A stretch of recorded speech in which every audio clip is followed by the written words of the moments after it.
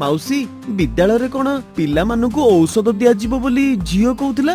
हाँ हाँ पिलांको कृमि औषध दिया जिवो 1 वर्षरु 19 वर्ष हेला पर्यंत पिला माने वर्षकु 2 थर फेब्रुआरी और अगस्त मासरे कृमिनाशक औषध खाइबे। एही औषध विद्यालय और अंगनवाड़ी केन्द्र रे खाइबे। कृमि हेले कौन हुए माउसी?